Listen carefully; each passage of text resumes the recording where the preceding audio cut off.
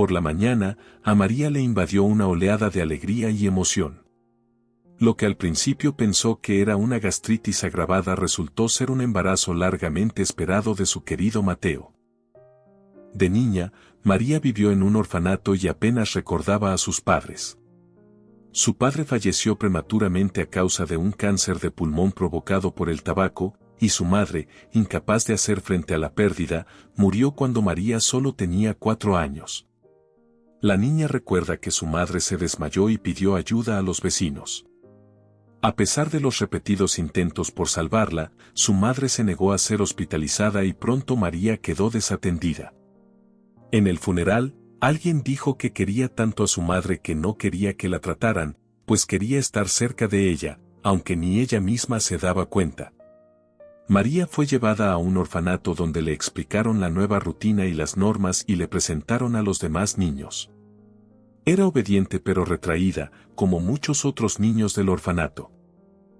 Después del instituto, fue a la universidad y conoció a un joven que solo estaba interesado en una relación física. Esta pequeña tragedia hizo que María se levantara y siguiera adelante, aunque permaneció soltera. Trabajando en una floristería y terminando un curso de floristería, se sentía como un hada rodeada de flores, aunque nadie le regalaba ramos. A los 24 años, María se dio cuenta de que, además de flores, quería ocuparse de un hombre. No era mala persona, pero había sufrido traumas que le dificultaban las relaciones. Cuando se dio cuenta de que se había vuelto retraída, decidió cambiar. Se compró un gato y empezó a ir al cine todos los sábados, hizo conocidos. Las redes sociales le facilitaron la comunicación y allí conoció a Mateo, un joven taxista que acababa de sacarse el carné. Un día, al ver a María caminando bajo la lluvia, se ofreció a llevarla. Ella se negó, explicando que no tenía dinero para un taxi, pero él insistió en llevarla. En el coche, al son de una música tranquila y con la calefacción encendida, María se relajó y surgió entre ellos una conversación fácil. Mateo la llevó a casa, y al día siguiente llegó a las 7 de la mañana y la esperó durante 2 horas para llevarla al trabajo. María se avergonzó de que le hiciera perder el tiempo, pero él le contestó que no tenía clientes. A partir de ese momento, se hicieron inseparables. Mateo se convirtió en el único a quien María confiaba sus preocupaciones, y ella en una fuente de felicidad para él. Un día, cuando fue a darle una sorpresa, se dio cuenta de que salía humo de un piso vecino donde había un incendio provocado por una plancha. El fuego se propagó rápidamente y el humo entró en el piso de María. Ella acababa de volver del trabajo y se había quedado dormida. Mateo dio una patada a la puerta y casi se lesiona el hombro, pero pudo sacar a María del piso ya envuelto en llamas. Tras este incidente, la llevó a su piso de alquiler y empezaron a vivir juntos. Tras un año de relación, Mateo decidió ganar dinero para la boda. Consiguió un trabajo, puso un anuncio en la capital, metió el coche en el garaje y se marchó, prometiendo volver en 2 meses. María quería contarle la maravillosa noticia, pero por desgracia no pudo localizar a Mateo. Decidió que él estaba ocupado en el trabajo y que podría contarle su embarazo más tarde. Su alegría era inmensa y quería compartirla con alguien. Como no tenía parientes, desgraciadamente confió la noticia a su jefe. Él era amable con ella, pero cuando se enteró del embarazo, se puso nervioso y le pidió a María que dimitiera por voluntad propia. María intentó explicarle que necesitaba un trabajo, pero su jefe se limitó a negar con la cabeza, diciendo que no podía permitirse correr riesgos, ya que su negocio no iba bien. Sorprendida, María firmó en silencio su carta de dimisión y cobró su último sueldo. No sabía qué hacer, ¿quién iba a contratar a una embarazada? Además, el piso se había quemado y, aunque le prometieron reparar el edificio, no le dieron un plazo. María volvió a llamar a Mateo con la esperanza de que la tranquilizara, pero solo oyó el tono de llamada. Al tercer día, recibió un mensaje de que el teléfono del abonado estaba apagado o fuera de cobertura. María estaba preocupada, Mateo nunca había desaparecido durante tanto tiempo y ella no sabía que iba a ser padre. El alquiler estaba al caer y María estaba enfadada con Mateo porque no quería pagarle el alojamiento. Así que tuvo que buscar una habitación en un hostal que costaba la mitad.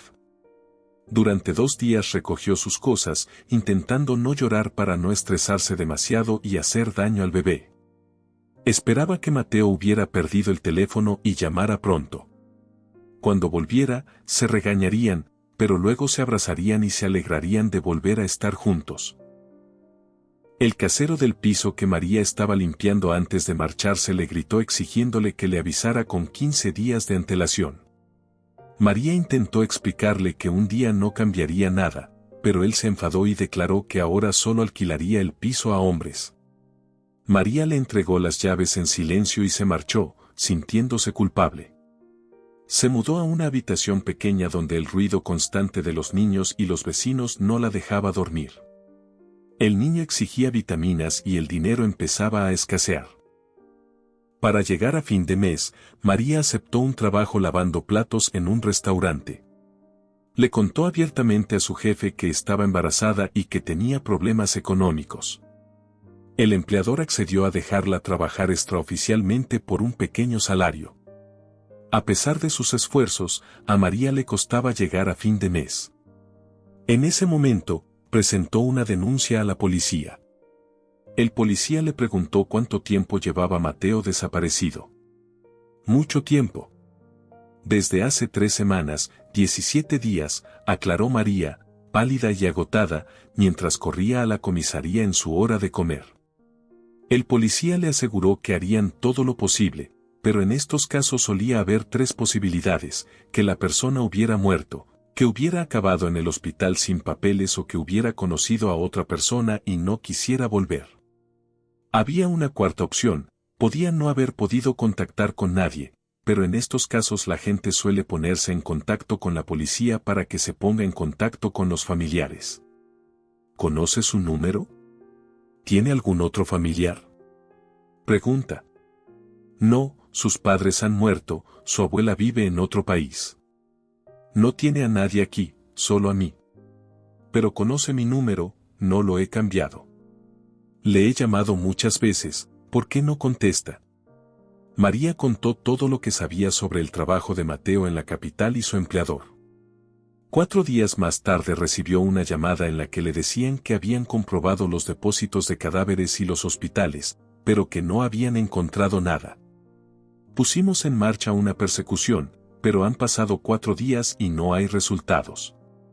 Normalmente, si no se encuentra nada en los 3 primeros días, las posibilidades de encontrar a la persona disminuyen, sobre todo si desapareció mucho antes, le dijeron. Aguante, si hay noticias le llamaremos, pero por favor no se haga ilusiones. Probablemente esté muerto. Hay mucha delincuencia en la ciudad. Aquellas palabras hicieron que María sintiera náuseas y mareos. No sabía cómo afrontar aquella información y llevaba todo el día esperando que no se confirmaran las malas noticias. Sin embargo, tras leer en internet las quejas de otras personas que habían perdido a seres queridos en grandes ciudades, se dio cuenta de que la policía no exageraba. Un mes más tarde, caminando tranquilamente por el puente, María observó a las parejas que paseaban por el paseo marítimo. Parecían felices, algunos incluso paseaban con sus hijos. A María se le llenaron los ojos de lágrimas al darse cuenta de que nunca podría pasear así con Mateo, porque se había ido. Su hijo, si tenían fuerzas para criarlo, nunca vería a su padre. Un profundo anhelo la invadió, las hormonas la aplastaron por dentro. Olía a maíz hervido y el bebé exigía comer. María acababa de pagar la habitación en la que vivía y le quedaba algo de sémola y patatas, lo suficiente para mantenerse con vida hasta el siguiente día de paga. Algo hizo clic en su cabeza y se dirigió al centro del puente, sabiendo que un salto desde esa altura sería fatal. Lo deseaba con toda su alma, estaba agotada y cansada de esperar y sufrir. No tenía a nadie con quien compartir su embarazo, nadie a quien abrazar y nadie a quien pedir consejo. Se dio cuenta de que probablemente no volvería a ver a Mateo. Estoy tan cansada, murmuró mientras se acercaba a la barandilla. Al mirar a su alrededor y no ver a nadie, María se dio cuenta de que si actuaba con decisión, nadie podría detenerla. Miró las olas que reflejaban la luz del atardecer. Las lágrimas corren por sus mejillas. Quería vivir, pero no así. No así. Suspiró al recordar la cara de su amante y se dio cuenta de que estaba lista para actuar porque nadie más la quería aquí. De repente, alguien la agarró del brazo. María se sobresaltó y se dio la vuelta. No te lo pienses. Una mujer de pelo rizado y gris le gritó a la cara. Yo solo. Vamos. La desconocida habló con firmeza, como si fuera la profesora de María. Sin soltarle la mano, la mujer condujo a María hasta un puesto que vendía maíz y compró 2 mazorcas. ¿Para qué es esto?, preguntó María. Una para ti y otra para tu bebé. Y mientras comes, dime por qué querías saltar. No solo querías acabar con tu vida. Casi acabas con la vida de una criaturita que quiere nacer y vivir. María se preguntó quién podía ser esa mujer. Obviamente trabajaba en la clínica prenatal y sabía que María estaba embarazada. Aunque aún no se le veía la barriga, los que la rodeaban no parecían tener ni idea de su situación. Estaban sentados en un banco del parque y María, disfrutando del maíz, no pudo contener las lágrimas. Le horrorizaba pensar que casi había decidido dar ese paso. ¿Cómo he podido?, susurró. Estoy tan cansada. Todo me sale mal. No tengo dinero, ni siquiera para este maíz. Mi prometido ha desaparecido en la capital. No tengo a nadie ni nada, confesó. La mujer sacudió la cabeza. ¿Y qué pasa con el bebé? ¿Sabes cuántos ricos sueñan con tener hijos pero no pueden tenerlos? Tú puedes comprar cualquier cosa menos eso. Tú lo tienes todo, juventud y un hijo. Eres más rica que la mayoría de la gente que te rodea, dijo. María miró a los ojos verdes de la mujer e intentó recordar si la había visto antes. ¿Debe de trabajar en la clínica prenatal?, preguntó. No, trabajo aquí. Soy adivina. Este es mi territorio. No soy un fraude, soy clarividente de verdad, respondió la mujer con orgullo. María no creía en la adivinación. ¿Y cómo te diste cuenta de que estaba embarazada?, preguntó. Tienes el aura de una embarazada y ya deberías haber intuido que esperabas un niño, afirmó la mujer. Creía que era una niña. Vas a tener un niño. Dará a luz de forma natural. No se preocupe. Todo irá bien. Estás sana y tienes pequeños problemas de salud como todo el mundo. No hay mal de ojo ni maldición sobre ti. Estás limpia y eres buena, a menos que tengas turbulencias en el alma. María apretó los labios. No pierdas el tiempo conmigo. No tengo dinero para pagar. Ni siquiera tengo nada que vender. No acepto nada de los que están desesperados. Dios mismo me empujó hacia ti. Estaba al límite, igual que tú. Solo quiero ayudar. Si no crees en la adivinación, está bien. Yo también soy humano. Aquí está mi número de teléfono. Si lo pasas mal o necesitas algo, llámame. Trabajo cerca, le ofreció la mujer.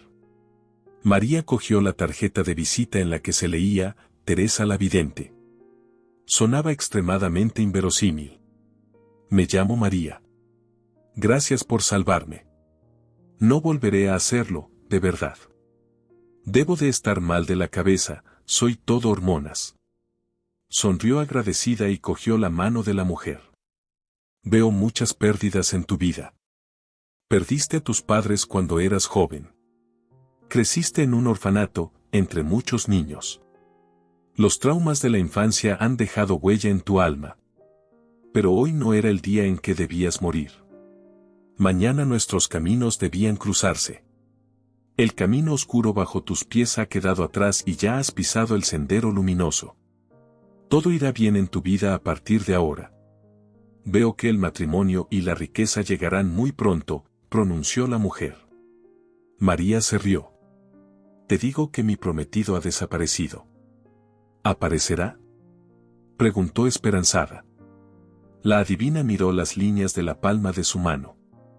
Veo que ha desaparecido de tu vida. Te has quedado sola. Pero la boda no será con él. Será con otra persona, un hombre pelirrojo. María apartó la mano de un tirón. Ya basta, de verdad. Todo esto es una tontería. No te ofendas, pero ahora soy como una viuda. He perdido al amor de mi vida. ¿Me casaré con otro? Un pelirrojo rico, mírame, un indigente, ¿querría quedarse con una huérfana embarazada? Sé que quieres lo mejor, pero pintas un cuadro demasiado color de rosa. No me lo creo. Terice se encogió de hombros. No hagas ninguna otra estupidez. Este bebé quiere nacer y te traerá felicidad. ¿Tú también lo has visto en la palma de mi mano?, preguntó María. No, te lo digo como madre. Tengo 3 hijos y soy la mamá más feliz. Después de despedirse de Teresa, María se marchó. Su conversación fue increíble.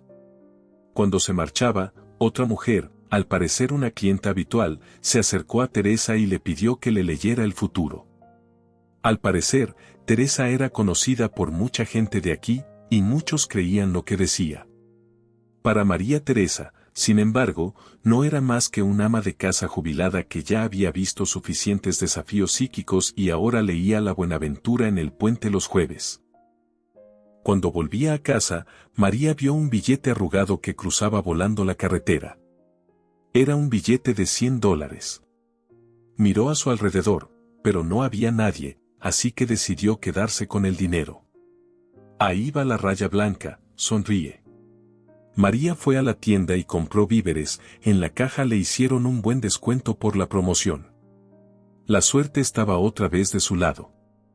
De vuelta a casa se tomó un sedante. La idea de haber estado a punto de saltar del puente la asustaba. ¿En qué estaba pensando? Tonterías, pensó mientras se dormía. Por la noche se le ocurrió que quizás no era para tanto. Sí, Mateo había desaparecido y era una gran pérdida, pero ella solo podía seguir con su vida. Al día siguiente su jefe le subió el sueldo y le comunicó que su periodo de prueba había terminado. María resultó ser una trabajadora responsable y se alegró por un día tan maravilloso. Todo iba bien. La cocinera del restaurante, enterada de la existencia de la friegaplatos, empezó a traerle fruta y manjares de vez en cuando. ¿Era Teresa realmente clarividente? Ese mismo día por la noche, de camino a casa, María estuvo a punto de ser atropellada por un coche. El coche giró de repente en una curva, y en ese momento María sacudió bruscamente las piernas, cayendo sobre la calzada. El coche consiguió frenar y un joven se bajó de él. María tuvo miedo de que empezara a gritarle, pues odiaba que la regañaran desde niña. ¿Cómo está? Lo siento, todo ha sido muy rápido, le dijo el hombre mientras la ayudaba a levantarse de la acera. Ella le miró y sonrió. Eres pelirroja. El hombre se rió y ayudó a la chica a apartarse. Detrás de ellos, los coches ya tocaban el claxon, descontentos por haber tenido que desviar un enorme coche blanco al carril contrario. Sí, pero ¿por qué te ha hecho reír?, preguntó María. Lo siento. Son tonterías. María intentó ponerse de pie pero gritó de dolor. Sube, te llevaré al centro de traumatología. Gracias, respondió María y subió al coche. La conversación fluyó como si se conocieran de toda la vida. El hombre se presentó. Se llamaba Pablo. Llevó a María a una clínica privada y la acompañó personalmente hasta un médico que conocía. Tenemos que hacerle una radiografía, anunció el médico. María negó con la cabeza. No, no puedo, estoy embarazada. No quiero exponer al bebé a radiaciones innecesarias. Sea lo que sea, se curará. Pablo, al oír esto, se disgustó mucho. A estas alturas estaba a punto de enamorarse de ella, pero se enteró de que estaba embarazada. El médico asintió. En ese caso, esperemos que no haya fracturas. No lo parece. Lo más probable es que sea un esguince. Le pondré una venda y le daré una pomada. No le hará daño al bebé, contiene mentol y hierbas, frótala y se te pasará el dolor. Mientras María salía del despacho con Pablo, él la miró a los ojos. ¿Así que estás casada? Me di cuenta de que no llevabas anillo, así que supuse que eras soltera. María sonrió. No, no estoy casada. Estoy soltera. ¿Soltera y embarazada?, preguntó él. Ella asintió. También pasa así, dijo María y le pidió su número de teléfono antes de llevarla a casa. María no creía que la profecía de Teresa se hiciera realidad. Sin embargo, para su sorpresa, Pablo la llamó esa misma tarde. ¿Cómo está tu pierna?, le preguntó. Bien, apenas me duele. No deberías haberte preocupado, respondió María. Sabes, tengo una proposición completamente loca para ti. Te vas a quedar de piedra, dijo Pablo, tumbado en el sofá de su pequeña habitación. ¿Quieres casarte conmigo?, preguntó con una sonrisa. Se hizo una pausa al otro lado del teléfono. Luego Pablo contestó, en realidad, sí. María se echó a reír. Déjame que te lo explique ahora. El caso es que vengo de una familia muy rica. Tengo 24 años y me presionan para que me case, ya que él vive en el extranjero y casi nunca vuelve y mi madre está harta de que vaya de discotecas, beba y traiga a casa chicas diferentes cada noche. Oh, eres el marido perfecto. Rió María. Pablo también se rió. Tienes toda la razón. Ya han empezado a hablar de desheredarme. Mi madre quiere nietos. Fui un hijo tardío en la vida de mis padres, un hijo sorpresa, así que mi madre dice que se está haciendo vieja y siempre me está presionando. La entiendo, pero aún no estoy preparada para formar una familia de verdad. Solo tengo 24 años. Mucha gente de tu edad ya tiene 2 hijos. ¿No puedes encontrar una chica decente?, preguntó ella. Pablo suspiró. Nunca he estado enamorado. Supongo que no es para mí. Me gustan las chicas diferentes, y me gusta mi estilo de vida. Simplemente soy así. Y lo llevo en los genes. Mi padre tampoco podía vivir con su familia. Mi madre se cansó de sus engaños y acabaron separándose. Mi padre tiene un negocio en otro país y ella se quedó aquí. No están divorciados, pero tampoco viven juntos. Yo tampoco estoy hecha para la vida de casada. ¿Qué quieres de mí, niño travieso? María no creía que hablara en serio. Ella veía a Pablo como un niño gracioso que aún no había crecido. Que te cases conmigo. Dijiste que estabas sola con el bebé y he visto dónde vives. Es un vertedero ruinoso. Nadie debería vivir allí. Te ofrezco una vida de lujo. Tú y tu hijo no seréis indigentes. Firmaremos un acuerdo prenupcial. Mis padres me obligarán a hacerlo. El certificado de nacimiento de tu hijo tendrá mi nombre y yo seré el padre. Y mi madre se calmará por fin. María dejó de sonreír. ¿Para qué necesitas una familia falsa? ¿No sería más fácil llegar a un acuerdo con tus padres? ¿O al menos pedirle a una de tus amigas que tenga un hijo para ti? Ofréceles las mismas condiciones. Y será tu propio hijo. Podría sentar la cabeza, sugirió. No, eso no es para mí. No quiero tener hijos. Mi madre no lo sabe, pero me he hecho una vasectomía. Una chica intentó chantajearme diciendo que estaba embarazada de mí. Quería casarse conmigo, por dinero, claro, y solo nos acostamos una vez. Siempre tengo cuidado. Sus mentiras quedaron al descubierto. No estaba embarazada y fui a la clínica para operarme. Ahora nadie podrá manipularme y podré seguir disfrutando de la vida como antes. María, me doy cuenta de que mi sugerencia puede sorprenderte. Eso es una locura. Me interrumpió. Sí, tienes razón, pero me gustas. Si no fuera por tu situación, me gustaría que fueras una de mis amigas. Te he invitado a salir y he intentado llevarte a la cama. Sinceramente, soy así, no puedo evitarlo.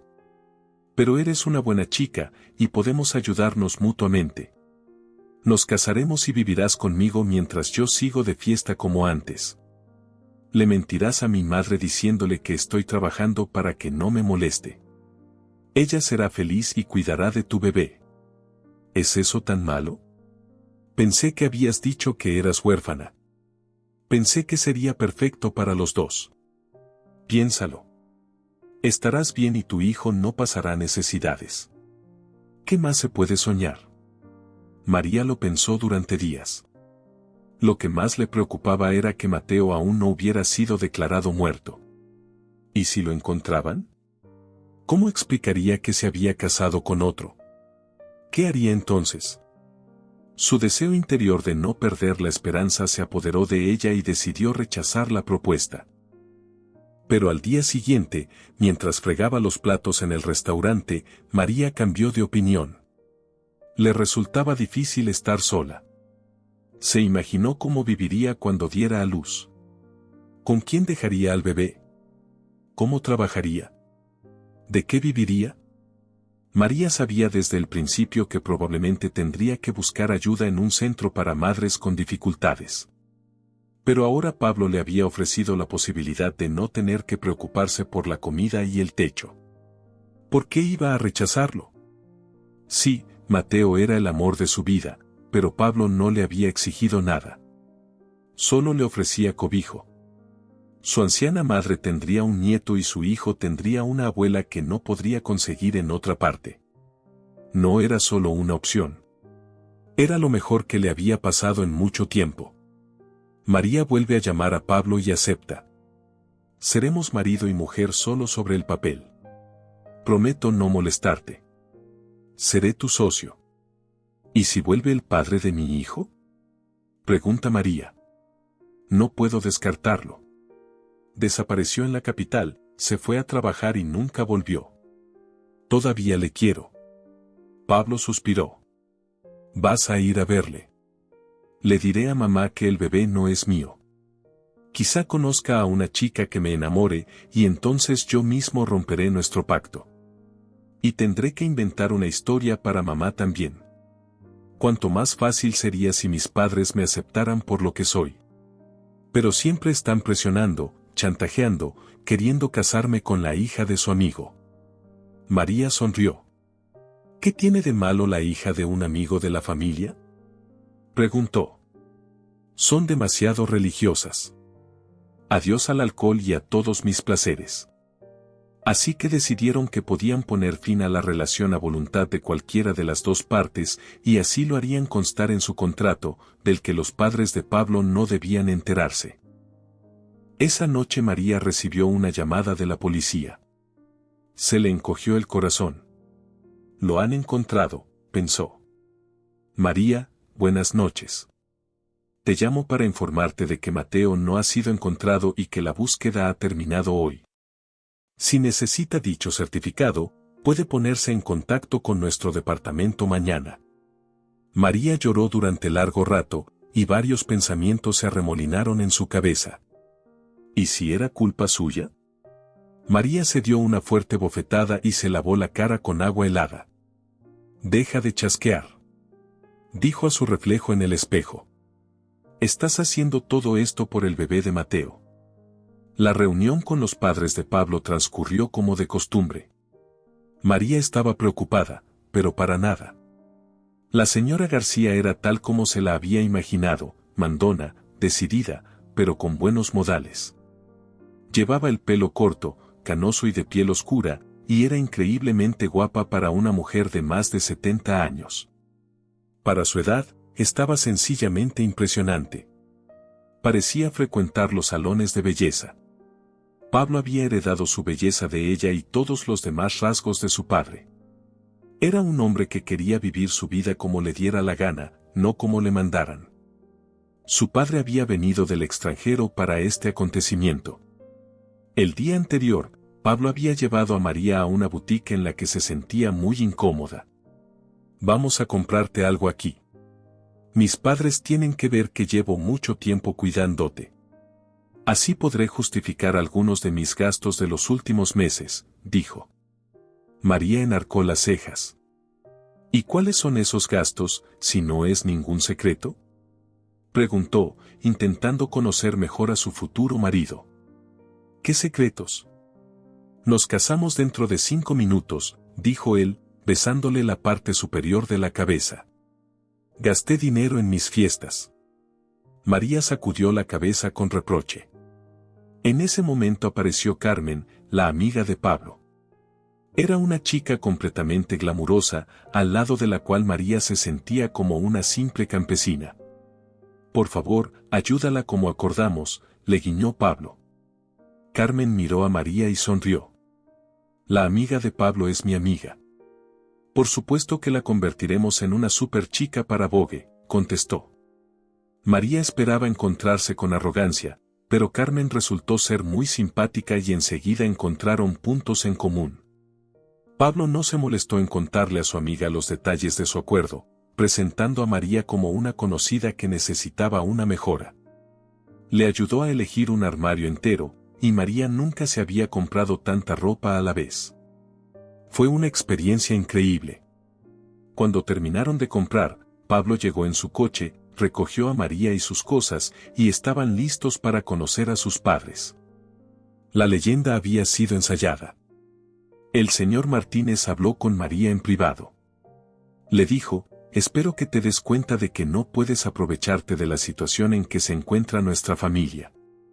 Tenemos abogados, y el acuerdo prenupcial se redactará para protegernos de posibles demandas. María se esperaba una conversación así, Pablo se lo había advertido, pero aún así se sintió incómoda. La ira se apoderó de ella y replicó, crecí en un orfanato, puedo sobrevivir en cualquier situación como una cucaracha. No necesito tu dinero. Es solo que, por alguna razón, Pablo está enamorado de mí, y yo también de él. Si le dejo, no te quitaré nada.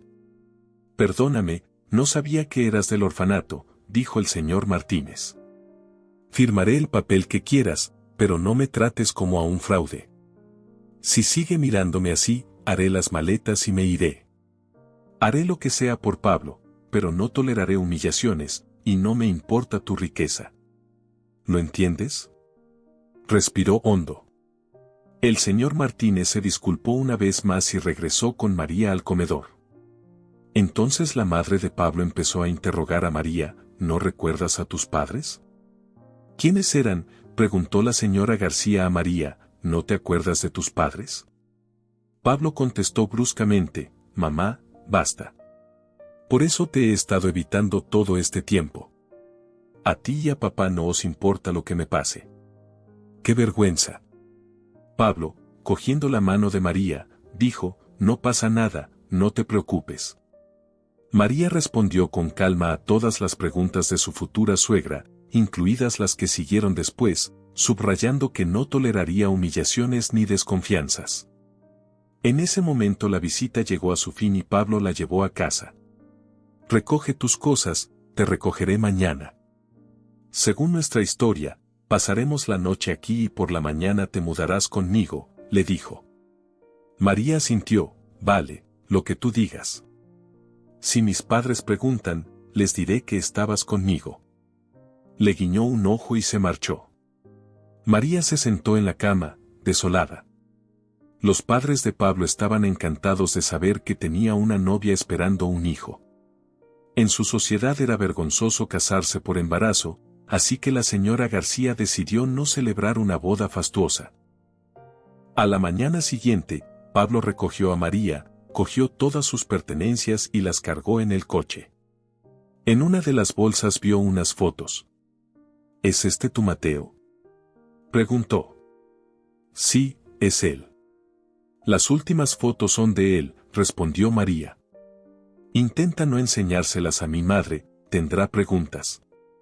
Ya nos hemos enrollado bastante. Sí, vale, aceptó María. Pablo le aconsejó que digitalizara las fotos y las guardara en la nube para que no se perdieran. La boda fue modesta, solo asistieron unos pocos amigos de la familia. María los conoció, pero no le gustaron sus miradas críticas. La gente cuchicheaba y miraba fijamente, haciendo que María se sintiera fuera de lugar. No te preocupes, esos chacales se irán pronto, la tranquilizó Pablo. La señora García insistió en que María se pusiera un vestido rosa suave que no le gustaba, pero se quedó callada, comprendiendo su papel. Ahora María ya no tenía que fregar platos en el restaurante y su embarazo estaba siendo controlado en la mejor clínica de la ciudad.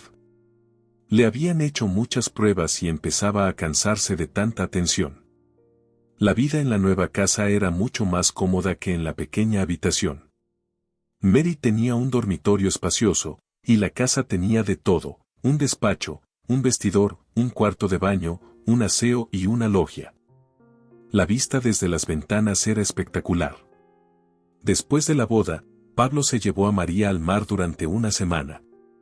Durante ese tiempo, él se divertía con otras mujeres en la habitación de al lado y María podía oírlas, pero no se quejó.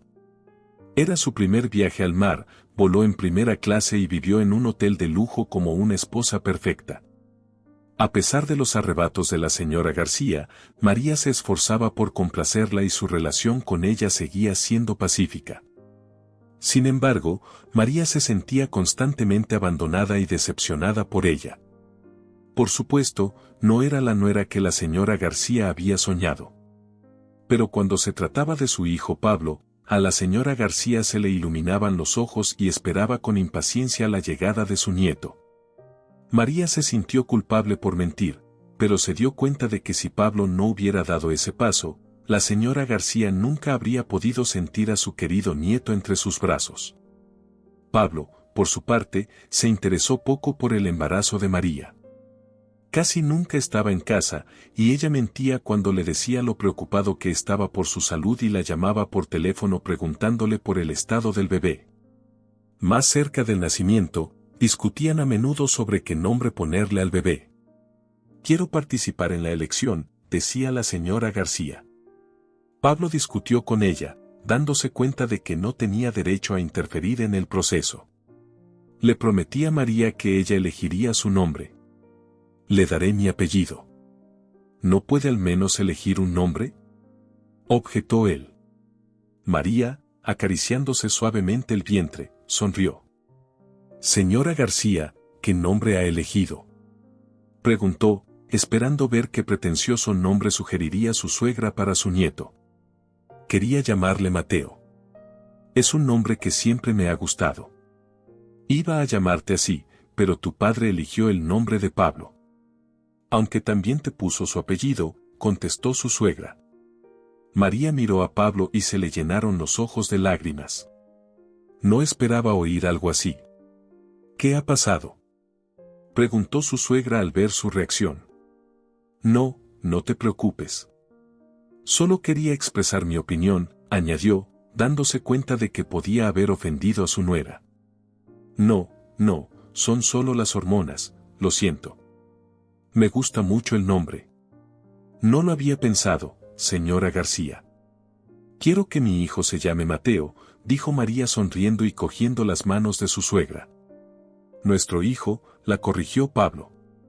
María sintió, se había expresado mal, pero su suegra no le prestó atención. Estaba contenta de que su nuera hubiera aceptado su proposición.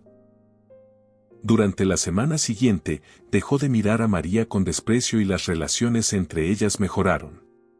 Pablo permaneció indiferente a la elección del nombre del bebé. María cada vez se daba más cuenta de que él nunca había madurado.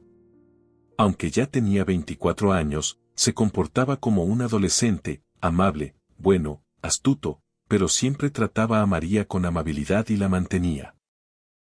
El parto tuvo lugar en el mejor hospital.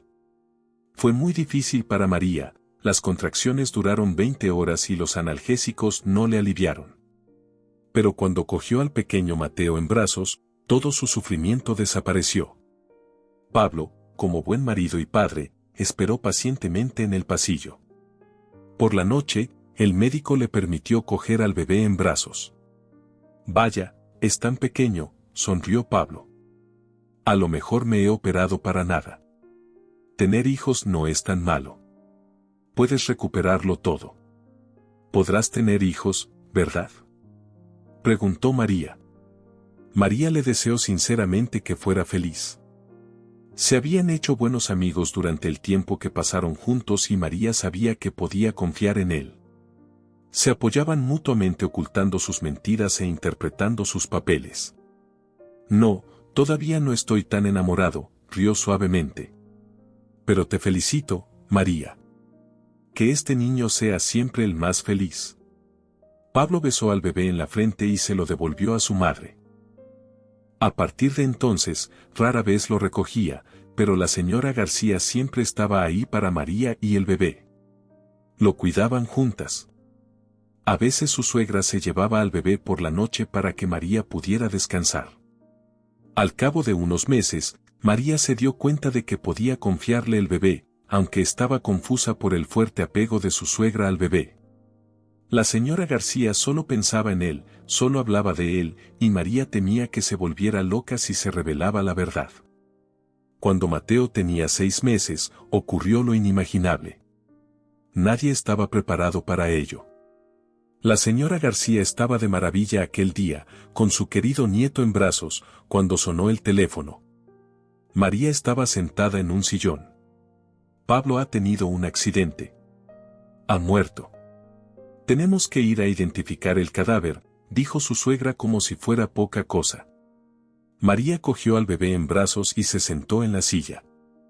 Las lágrimas brotaron de sus ojos. La señora García no había derramado una sola lágrima durante la identificación del cadáver ni después de la tragedia. Se limitó a realizar las acciones necesarias, pero a partir de ese momento dejó de sonreír. Pablo fue atropellado por un coche en un paso de peatones cuando, con un ramo de flores en la mano para su novia, cruzaba la calle. El conductor, que tenía prisa por entregar el correo, no le vio y Pablo murió en el acto antes de que llegara la ambulancia. La causa del accidente fue que Pablo llevaba auriculares. El conductor fue procesado y se celebró un juicio, pero la señora García y su marido no estuvieron presentes. Su suegra, María, eligió el ataúd y organizó la ceremonia de despedida con una tranquilidad que asusta, como si no se diera cuenta de la gravedad de la pérdida. Solo cuando llegaron al cementerio no pudo contenerse y se echó a llorar. Durante muchos días lloró, a menudo por la noche, y María intentó apoyarla. Su suegra le pidió que se quedara con el bebé, pero María no se atrevía a quedarse con ella. Después del funeral, la señora García no salió de su habitación durante varios días hasta que se encontró con María por casualidad en la cocina. María entró con Mateo en brazos. ¿Puedo?, preguntó la señora García, visiblemente envejecida por el paso de los días. María sintió y le entregó al bebé. Sabía que su suegra necesitaba tiempo para distraerse, pues estaba muy apegada a Mateo y lo consideraba una prolongación de Pablo. Un día, cuando María entró en la habitación de su suegra, descubrió que tanto ella como Mateo habían desaparecido. Empezó a asustarse, llamando por teléfono, pero el teléfono de la señora García seguía en casa. Pronto salió, dio una vuelta por el patio y estaba a punto de llamar a la policía cuando se encontró con su suegra en la puerta. ¿Dónde estabas? Estaba tan preocupada, exclamó María, cogiendo al bebé en brazos. La suegra levantó las cejas, desconcertada. Acabo de ir a la tienda con Mateo y le he comprado un juguete. ¿A qué viene tanto pánico?, respondió. María cogió al niño en silencio y volvió a entrar en casa. Cada día que pasaba, la idea de abandonar la casa se hacía más fuerte. María pensaba enviar a Mateo a una guardería que aceptaba niños a partir de 1 año y medio, y ya estaba ahorrando para alquilar un piso al cabo de un tiempo. Sentía que tenía que dejar esta casa, y aunque podía conseguir un trabajo y despreocuparse del dinero durante unos meses, le resultaba difícil dejar a su suegra sin más. Pablo se había portado bien con ella, y María no se iba a llevar así como así al hijo que consideraba su nieto. Siguieron viviendo bajo el mismo techo durante un mes más.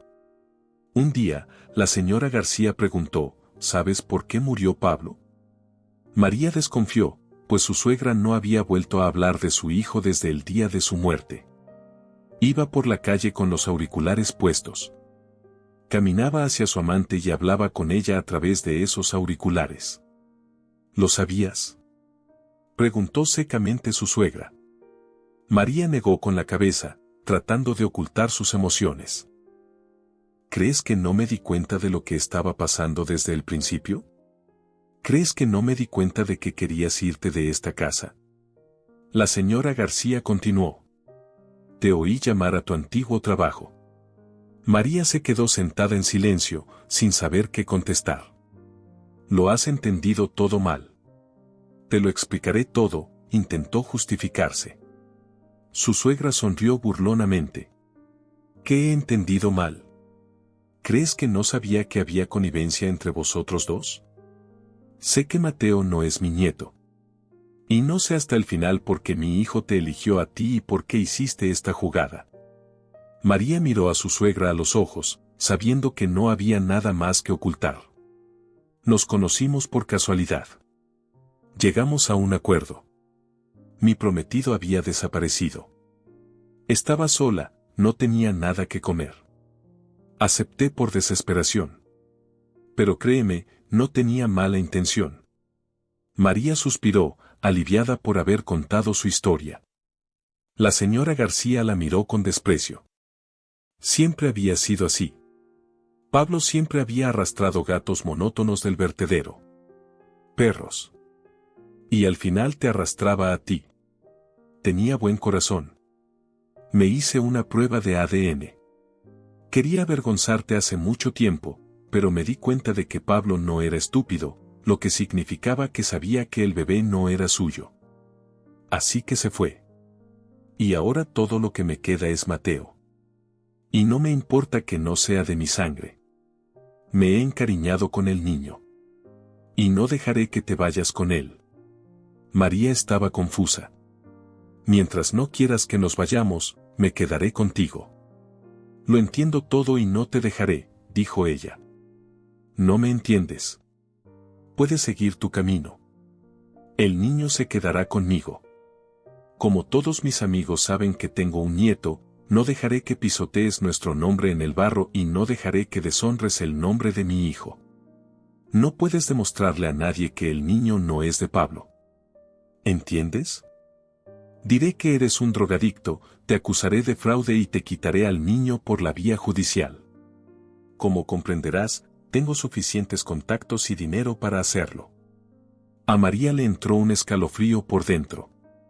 ¿De qué estás hablando? ¿Estás siendo estúpido? Digo que puedes quedarte en casa, pero ahora solo como niñera de Mateo. Es mi hijo, gritó María. Es mi nieto. Y si intentas huir, no volverás a verlo. La suegra se levantó y se fue. María apretó a Mateo contra ella. Esta mujer tenía medios suficientes para llevar a cabo lo que se proponía. María estaba en estado de shock. La sola idea de estar separada de su hijo la aterrorizaba insoportablemente.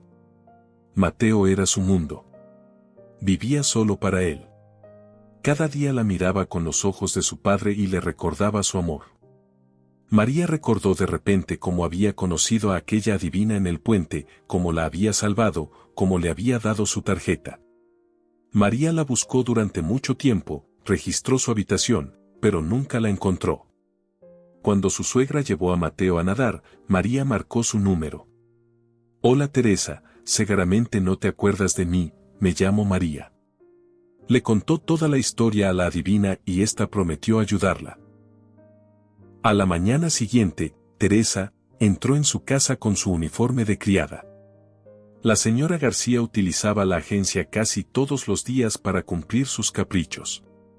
Esta vez, por algún milagro, Teresa llegó. Pasó junto a María, guiñándole un ojo. Cuando todas las tareas estuvieron hechas por las cuidadosas manos de Teresa y la señora García dormía en su habitación, María entró silenciosamente en la cocina. ¿Y la señora García? Está dormida. Le he dado un somnífero. Dormirá otras 5 horas, por lo menos. Recoge tus cosas y ven conmigo. María no esperaba estar fuera de su jaula de oro al día siguiente. Pero no se demoró. Empacó solo lo esencial, dejando casi todo lo que había comprado con el dinero de Pablo. Teresa llamó al timbre y un coche se detuvo ante la casa, una furgoneta blanca sin matrícula. Teresa, María y el bebé subieron al coche. Se marcharon a plena luz del día, llevándose solo 2 bolsas con sus pertenencias. La adivina los llevó a su casa. María estaba cansada, sudaba. El piso era pequeño pero acogedor. Había 3 habitaciones libres. Te mentí sobre la raya blanca. Sabía que te ibas a morir y que me ibas a engañar otra vez, pero te conté lo de la boda para que no te desanimaras. Temía por ti, recuerda Teresa. Sí, me salvaste y todo salió como dijiste. Sabes, Teresa, no creo en la adivinación, pero creo en ti. Es la segunda vez que me salvas, dijo María. Hacía calor en la habitación, así que se quitó el jersey, dejando al descubierto una vieja y fea cicatriz en su hombro desnudo. Era pequeña, pero visible. ¿De dónde viene?, preguntó Teresa, mirando a María detenidamente. Lleva conmigo desde que nací, se quitó María de encima. Teresa no apartó la mirada, su expresión se volvió más seria. Sentó a María a la mesa y empezó a hablarle de sí misma. Tenía 3 hijos que ahora viajaban por el mundo, pero también tenía una hija. Una hija que le habían arrebatado hacía muchos años y que también había sufrido un trauma al nacer, un hombro dañado que le dejó una cicatriz. Teresa le pidió a Meraíe que se hiciera una prueba de ADN, aunque al principio dudó. Recuerdo a mis padres, no puede ser, dijo María, pero la duda seguía eclipsando su confianza. María se quedó a vivir con Teresa, consiguió un trabajo e inscribió a Mateo en la guardería. No podía inscribir legalmente a Mateo porque temía que la señora García pudiera localizarlos a través del bebé. María consiguió un trabajo a tiempo parcial para ahorrar dinero y poder mudarse a otra ciudad. Mientras tanto, Teresa se ocupaba de ellos, proporcionándoles comida y un hogar como una madre de verdad. Un mes después, los resultados de las pruebas confirmaron que María y Teresa eran efectivamente madre e hija. María estaba confusa, no entendía cómo era posible ya que recordaba a sus verdaderos padres. Entonces decidió investigar para averiguar la verdad. Se puso en contacto con un amigo de su difunto padre que le contó que sus padres tenían problemas para concebir. Un día, cuando su madre rezaba para tener un hijo, llegó a su casa una niña. Sus padres no la metieron en un orfanato, sino que pagaron para que inscribieran a María como hija suya. En aquella época había mucha confusión con los documentos. Así que María encontró a su madre biológica y Teresa encontró a su hija, por la que había llorado amargamente durante muchos años. Ahora empezaban a vivir como una familia. Pero María seguía preocupada. Sabía que la señora García podía cumplir sus amenazas en cualquier momento. Un día María se aventuró a conocerla. Cuando entró en casa del señor García, vio a una anciana sentada en la cocina con un vaso de whisky. María se sorprendió, pues nunca la había visto en ese estado. ¿Por qué ha venido?, preguntó la señora García. He venido a decirle que estoy cansada de esconderme. Quiero hacer una tregua. Quiero que dejes de intentar alejar a Mateo de mí, dijo María. La señora García contestó que no los estaba buscando. No le quedaba mucho tiempo y llevaba mucho tiempo enferma. Perder a su hijo la había hecho emocionalmente vulnerable, y la amenaza de llevarse a Mateo no era más que un reflejo de su miedo a quedarse sola. Al enterarse de su estado, María sugirió que Teresa se reuniera con la señora García. Cuando se reunieron, Teresa notó que la línea de la vida en la mano de la señora García estaba casi acabada. Le dijo que la enfermedad remitiría y que María y Mateo estarían a su lado hasta el final. Todo saldrá bien, le dijo mirando al señor García a los ojos. Cuando volvieron a casa, Teresa le confió que la señora García no viviría más de un año. María tomó la decisión de empacar sus cosas y mudarse temporalmente con su suegra. Estuvieron de acuerdo en que sería mejor estar cerca de una mujer que había sufrido durante mucho tiempo. Justo cuando María estaba haciendo las maletas, sonó el timbre. Mateo estaba en la puerta. Cuando María lo vio, no pudo contener sus emociones. Lloró y le abrazó con fuerza.